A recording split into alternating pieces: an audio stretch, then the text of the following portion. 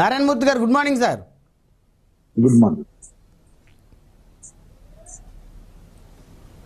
నారాయణమూర్తి గారు, గోదావరి జిల్లాలు, ఉమ్మడి గోదావరి జిల్లాల పర్యటనకి జనసేన అధినేత శ్రీకారం చుట్టారు. సో క్లీన్ స్వీప్ చేయాలనేటువంటి ప్రధానమైనటువంటి లక్ష్యం కనపడతా ఉంది. సో ఆ జిల్లాలు క్లీన్ స్వీప్ అయితే ఖచ్చితంగా మిగతా జిల్లాల ప్రభావం పడుతూ ఉంది. అదేవిధంగా కూటమి అధికారంలోకి వచ్చేటువంటి పరిస్థితులు కనపడతా ఉన్నాయి. స్వీపింగ్ వాళ్ళు ఎక్కడైనా స్వీపింగ్ చేసుకోవచ్చు. నారాయణమూర్తి గారు వినిపిస్తుందా? అవును, వీళ్ళు ఎక్కడైనా స్వీప్ చేసుకోవచ్చు. స్వీప్ అనేది వాళ్ళు చేపర్లు పట్టుకుని వెళ్తే ఎక్కడైనా చేసుకోవచ్చు. అది గోదావరి జిల్లాలకి ఏముంది, వాళ్ళు ఎక్కడుంటే అక్కడ కూడా చేసుకోవచ్చు. చీపురు పట్టుకొని స్వీపింగ్ చేసుకోవచ్చు, అది తప్పలేదు. కానీ నేనేమంటానంటే ముందు ఆయన ఎక్కడ పోటీ చేస్తాడో చెప్పుకునే పరిస్థితి దుస్థితిలో ఉన్నారు వాళ్ళు. ఎక్కడ పోటీ చేస్తాడో ఒక నాయకుడు చెప్పుకోలేని దుస్థితిలో ఉన్నారు. ఆ పార్టీ కానీ వాళ్ళ పార్ట్నర్ కానీ వాళ్ళు కానీ. పోనీ ఈయన చెప్పలేకపోతే పోయాడు, వాళ్ళ పార్ట్నర్ చెప్పలేకపోతున్నాడు. నువ్వు ఇక్కడ పోటీ చెయ్యి, ఇక్కడ పోటీ చేయని చేస్తానని చెప్పు, మాకు పరువు ఉండదు. లేదంటే నేను కుప్పమని ఎలాగో చెప్తారు జనాలు, నీకు కూడా ఒక స్థానం ఉండాలి. ఎప్పుడు చూసినా ఈ వెనకాతల బేరసారాలు ఎంత వెయిట్ ఇవే తప్ప అసలు నేను ఇక్కడ పోటీ చేస్తే ఇగో ఇక్కడ నాకు ప్రజాదరణ ఉంది, వీళ్ళు నాకు ఓట్లేసే అవకాశం ఉంది, సో ఇక్కడ పోటీ చేస్తానని ఎప్పుడైనా చెప్తున్నారా మీకు? ఇన్నాళ్ళ నుంచి పర్యటన, ఉత్తరాంధ్ర పర్యటన, గోదావరి జిల్లాల పర్యటన, కర్నూలు పర్యటన, అనంతపురం పర్యటన, గుంటూరు పర్యటన, పక్కన ప్రకాశం పర్యటనలే జరుగుతున్నాయి తప్ప 5 రోజులు పర్యటన అంటారు, ఒక రోజు వెళ్ళి వెనక్కి వస్తారు. ఎందుకంటే ఆ మధ్యలో ఏదో జరుగుతుంది, అక్కడి నుంచి ఆ బేరాలు కుదరపోవడమో లేదంటే ఇంకోటి. సో ఇవన్నీ పెద్దగా పట్టించుకోవాల్సిన అవసరం లేదు. వైఎస్ఆర్ కాంగ్రెస్ పార్టీ ఇప్పుడు చాలా బలంగా అన్ని నియోజకవర్గాల్లో కూడా వాళ్ళ అభ్యర్థులు, వాళ్ళ ఎమ్మెల్యేలు, ఇన్ఛార్జీలు ఇవన్నీ పటిష్టంగా ఉంది. కాబట్టి ఈ స్వీపింగ్లు, లూపింగ్లు, మాపింగ్లు స్వీపింగ్లు చేసుకోవచ్చు. వీళ్ళు ఎక్కడ పడితే అక్కడ చేసుకోవచ్చు, వాళ్ళ ఇంట్లో కూడా చేసుకోవచ్చు. నేనేమంటానంటే క్లారిటీ లేని రాజకీయాలు చేస్తున్న ఈ నాయకులు జగన్మోహన్ రెడ్డి గారిని ఎదుర్కొనే అంత బలంగా లేరు అంటున్నా. ఇప్పుడు వీళ్ళిద్దరూ కలిశారు అనైతికంగా. ఇప్పుడు బీజేపీతో జనసేన కలిసి ఉంది, అది అఫీషియల్ గా కలిసి ఉంది. బీజేపీ వాళ్ళు ఏమంటారు, జనసేనతో మేము కలిసి ఉన్నాం, మా ఇద్దరికి పొత్తుంది. ఈయనేమో దాని మీద ఏం మాట్లాడు, ఈయన వెళ్ళి మన చంద్రబాబు నాయుడుతో కాపురం చేస్తా ఉంటాడు. నేను బీజేపీని తీసుకొస్తా అంటాడు. బీజేపీతో పొత్తుందో లేదో చెప్పండి చంద్రబాబు నాయుడు. ఎందుకంటే బీజేపీ ఇప్పుడు వీళ్ళకి ఏమి ఇస్తుంది, వాడు పెద్దోళ్ళు, నేషనల్ పార్టీ, తర్వాత కేంద్రంలో అధికారంలో ఉన్నవాళ్ళు. ఈయన ఎందుకు చూస్తుంది? ఏమన్నా కావాలంటే అటు ఇటు ఖర్చులు కదని చూడదు. సో నాకు చంద్రబాబు నాయుడు దగ్గరలో ఉంటాడు, ఇక్కడే పక్కనే ఉంటాడు కాబట్టి ఒకటే ప్లేస్ లో ఉంటారు, మంగళగిరిలో. సో ఎప్పుడన్నా కలిస్తే ఏమన్నా అవకాశం ఉంటుంది అనే కార్యక్రమం ఇక్కడ జరుగుతూ ఉంది. వీళ్ళు ఏమంటారు మళ్ళీ బీజేపీ వాళ్ళు, మా ఇద్దరికి పొత్తుంది చూద్దాం అంటారు. ఎందుకంటే పెద్ద లెక్క చేయరు వాళ్ళు ఎవరినైనా. ఎందుకంటే ఆంధ్రప్రదేశ్ లో ఒక సీటు కూడా లేదు వాళ్ళకి, పెద్ద అవసరం లేదు. ఏదో పొత్తుందంటే ఉందని చెప్పుకోవడానికి ముందు నుంచి కలిసి ఉన్నారు కాబట్టి జనసేన ఉంది. కానీ వాళ్ళు సపరేట్ గా ఆంధ్రప్రదేశ్ లో ఏదో సాధించేయాలి, తిరగదీయాలి అనేటటువంటి సంకల్పం కానీ కోరికలు కానీ వాళ్ళకి లేవు సహజంగానే. ఎందుకంటే భారతదేశ వ్యాప్తంగా మిగతా రాష్ట్రాల్లో కొంత వాళ్ళకి మెరుగ్గా ఉన్నారు కాబట్టి ఇంతకుముందు కంటే కూడా ఇంకెక్కువ సీట్లు సాధించుకోవాలనేటటువంటి ప్లాన్ తోటి వాళ్ళు ముందుకు పోతా ఉన్నారు. పటిష్టంగా ఎలా పోవాలి ఇతర రాష్ట్రాల్లో అనేటటువంటి కార్యక్రమం చేస్తూ ఉన్నారు. కొద్ది గొప్ప తెలంగాణలో ఉంది కాబట్టి తెలంగాణ మీద ఫోకస్ చేస్తూ ఉన్నారు. ఆంధ్రప్రదేశ్ నుంచి అయితే వాళ్ళు పట్టించుకునే పరిస్థితి లేదు. ఇక్కడికి వచ్చేటప్పటికి మరి పళ్ళకి మొయ్యాలి అంటే దానికి ఖర్చు అవుద్ది కాబట్టి వీళ్ళు ఆ ఖర్చులతో భాగంగా కొంత భరించే అవకాశాలు కనపడుతున్నాయి. కాబట్టి ఆయనైనా లేదు నువ్వు మంగళగిరి పోటీ చేయి, లేదంటే పలానా చోట పోటీ చేయి, పలానా రాజమండ్రి పోటీ చేయి, తాడిపల్లిగూడెం పోటీ చేయని కార్యక్రమమే లేకుండా ప్రజల్లో ఉన్న విశ్వాసాన్ని కూడా కోల్పోయే విధంగా వీళ్ళు వ్యవహరిస్తున్న తీరు చూస్తూ ఉంటే వీళ్ళిద్దరూ కూడా రేపు వచ్చే ఎలక్షన్ని ఎదుర్కొనే కార్యక్రమంలో భయపడతా చేస్తారు.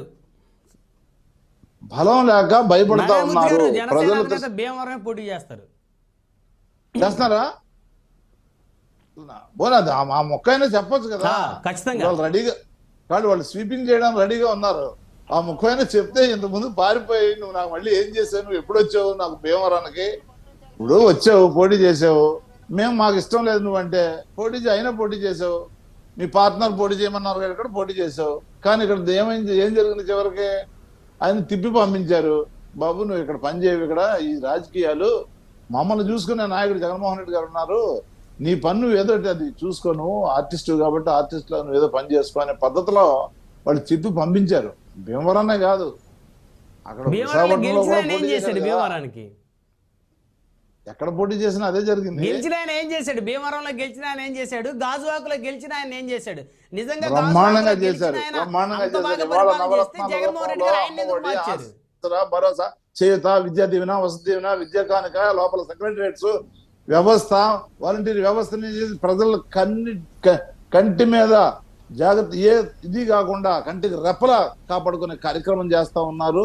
వాళ్ళకి అన్ని విధాలుగా కూడా ప్రతి విషయంలో కూడా వాళ్ళ ఆరోగ్యం, ఇవాళ ఎప్పుడైనా మీరు ఆరోగ్య పరిస్థితుల్లో ఇంటికి వెళ్ళి వాళ్ళకి ట్రీట్మెంట్ చేసే లేదంటే టెస్టులు చేసే కార్యక్రమం ఎప్పుడైనా చూసారా? ఆరోగ్య సురక్ష అనేటువంటి కార్యక్రమాన్ని ఏ విధంగా ఇంప్లిమెంట్ చేసి చూసారా? ఎప్పుడైనా జరిగిందా ఇది? ఇంటికి వెళ్ళి పెన్షన్ ఇచ్చే కార్యక్రమం చూసారా? ఇంటికి వెళ్ళి ఏ సర్టిఫికెట్లు, మీరు డెత్ సర్టిఫికేట్, బర్త్ సర్టిఫికేట్, ఇంకోటి సర్టిఫికెట్ ఇచ్చిన కార్యక్రమం ఎప్పుడైనా చూసారా? ఇవాళ జగన్మోహన్ రెడ్డి గారు వచ్చిన తర్వాత పాలనని ఊరికి, మండలానికి కాదు, ఊరికి కాదు, ఇంటికే తీసుకెళ్లిన కార్యక్రమం చేశారు. ప్రతి ఒక్కరు కూడా చాలా హ్యాపీగా ఉన్నారు. ఇంటి దగ్గర నుంచి వాళ్ళు సెక్రటరియట్ కూడా వెళ్ళాల్సిన అవసరం లేకుండా, సెక్రటరియట్ అదే ఇల్లు ఉన్న ప్రాంతంలోనే ఉన్నప్పటికీ కూడా అలా కాకుండా ఇంటికే పంపించే కార్యక్రమాన్ని వాలంటీర్ల ద్వారా చేసిన కార్యక్రమం ఇవాళ ప్రపంచం అంతా కూడా చూస్తా ఉంది. ప్రపంచంలో అన్ని దేశాలు కూడా అడాప్ట్ చేసుకుంటే ఎంతో బాగుంటది. కరోనా టైంలో చాలా ఉపయోగపడుతుంది. పవన్ కళ్యాణ్ గారి మీద గెలిచిన తిప్పల నాగిరెడ్డి గారు ఏం చేశారు జనానికి సర్వీసు? మళ్ళీ అదే అంటారు, ప్రతి ఇంటికి ప్రతి ఇంటికి వసతి దీవెన, ప్రతి ఇంటికి ఆరోగ్యశ్రీ, ప్రతి ఇంటికి అది. నేను అడిగి చెప్పండి, నారాయణమూర్తి గారు తిప్పల నాగిరెడ్డి గారు ఏం చేశారు గాజువాకలో?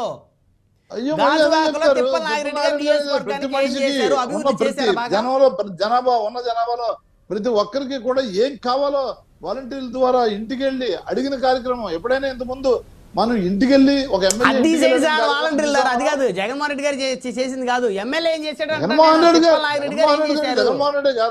రెడ్డి గారు ఇది వ్యవస్థ. జగన్మోహన్ రెడ్డి గారు పైన ఉంటారు, మంత్రులు ఉంటారు, ఎమ్మెల్యేలు ఉంటారు, కార్పొరేటర్లు ఉంటారు. నేను అన్నది మీకు అర్థమైందా? ఆయన ఒక ఎమ్మెల్యేగా వ్యవస్థ ముందు వ్యవస్థ ఎలా నడుస్తుందో అర్థం చేసుకోండి. వ్యవస్థ అనేది పైన సీఎం గారు ఉంటారు, కింద ఎమ్మెల్యే ఉంటారు, మంత్రులు ఉంటారు, ఎంపీలు ఉంటారు. ఇదంతా ఒక వ్యవస్థ, వ్యవస్థీకరణ. ఆ వ్యవస్థలో అందరూ భాగస్వామ్యం ఉంటది. ఒక ఎమ్మెల్యే గారు కాదు, ఎమ్మెల్యే కింద కార్పొరేటర్లు ఉంటారు. అందరి ద్వారా ప్రజలకు అల్టిమేట్లీ ప్రజలకు సేవ చేసే కార్యక్రమం, ప్రజలకి ఏదైతే అభివృద్ధి ఉందో అభివృద్ధి అందించే కార్యక్రమం, ప్రజలకి ఏవైతే కార్యక్రమాలు ఈసారి ఎమ్మెల్యే టికెట్ ఆయనకి ఇవ్వచ్చు కదా? ఎవరికి ఇస్తారు? ఆయనకి ఇవ్వచ్చు కదా ఎమ్మెల్యే టికెట్. డెఫినెట్ గా ఎవరికి ఇవ్వాలో జగన్మోహన్ రెడ్డి ఇస్తారు. అది మీరు నేను నిర్ణయిస్తే కాదు కదా, అది జగన్మోహన్ రెడ్డి గారు నిర్ణయిస్తారు. మీరు నేను నిర్ణయిస్తే కాదు.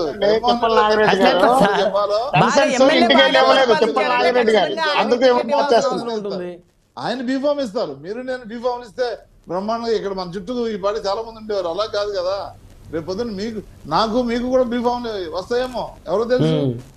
జగన్మోహన్ రెడ్డి గారు ఇవ్వాలి, జగన్మోహన్ రెడ్డి గారే దాన్ని నిర్ణయిస్తారు. ఎవరైతే ఇంకా ఎక్కువ మెజార్టీ, మనం ఏం చేస్తున్నాం ఇప్పటివరకు 150 సీట్లు వచ్చాయి, మనకి 22 ఎంపీ సీట్లు నెగ్గాము.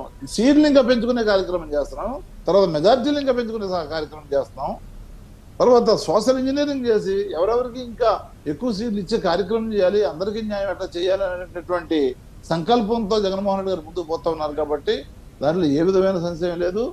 మనం 175కి 175తో మళ్ళీ గవర్నమెంట్ ఫామ్ చేసే అవకాశం ఉంటుంది. ఎందుకంటే ఎక్కడ పోటీ చేస్తారో తెలియని అనిశ్చితిలో ఉన్నారు, కన్ఫ్యూజన్ లో ఉన్నారు. వాళ్ళు నెగ్గుతారు అనేటటువంటి కాన్ఫిడెన్స్ కూడా వాళ్ళకి లేకపోవడం వల్ల వాళ్ళు భయపడతా ఉన్నారు. ఎక్కడ పోటీ చేస్తారని చెప్తే అక్కడ జనం రివర్స్ అయిపోతారని చెప్పేసి వెయిట్ చేస్తున్నారు. లాస్ట్ లో గందరగోళంలో ఎక్కడొక్కడ పోటీ చేసి చివరికి ఎలాగూ ఓడిపోయేది కాబట్టి ఎక్కడొక్కడ పోటీ చేద్దాం, చంద్రబాబు నాయుడు గారు ఎక్కడ చెప్తే అక్కడ పోటీ చేద్దాం అనే పరిస్థితిలో ఉన్నాడు. కాబట్టి జనం కూడా పోటీ చేయడానికి ఇంట్రెస్ట్ చూపించట్లా. తెలుగుదేశం పార్టీలో కానీ ఈ పవన్ కళ్యాణ్ పార్టీలో కానీ ఎందుకు ఇంట్రెస్ట్ చూపించలేదు? ఎలాగూ ఓడిపోయేదే, మళ్ళీ పోటీ చేసి ఉన్నకాడ రోడ్డు మీద రావడానికి ఇప్పటివరకు నష్టపోయింది చాలు అనే కార్యక్రమాన్ని చేస్తా ఉన్నారు. కావాలంటే ఎందుకంటే నేను ఫీల్డ్ దిగుతూ ఉంటాను కాబట్టి నాకు అర్థమవుతూ ఉంటుంది. ఇప్పుడు పాపం మన సోదరుడు గజపతినగర్ నుంచి మాట్లాడుతున్నాడు, అక్కడ పరిస్థితి అంతే. వీళ్ళు పోటీ చేయడానికి అట్లా ఏదో టీవీలో రావడానికి ఉపయోగపడతారు తప్ప పోటీ చేసి నిలబడే కార్యక్రమం వీళ్ళు సీట్లు ఇచ్చినా కూడా పోటీ చేయరు. బాబు మీరే పోటీ చేసుకోండి అంటారు. ఆయన ఎన్నిసార్లు పోటీ చేస్తాడు? ఆయన పోటీ చేసిన దగ్గర ఆయనకి దిక్కు దివాణం ఉండదు, ఇంక ఎక్కడికి వచ్చాడో పోటీ చేస్తాడు. సో ఈ పరిస్థితులు క్లియర్ గా గ్రౌండ్ లెవెల్ వైసీపీలో అందుకనే కదా పోటీ చేయడానికి ఎవరు లేక ముఖం తెలియనటువంటి అభ్యర్థులు తీసుకొని వచ్చి బరిలోకి దింపుతా ఉన్నారు. వైఎస్ఆర్ పోటీ చేయడానికి ఎవరు సాహసం చేయకపోతే ప్రజలకు తెలియనటువంటి కొత్త పేర్లను కొత్త ముఖాలను తెర మీద తీసుకొస్తా ఉన్నారు.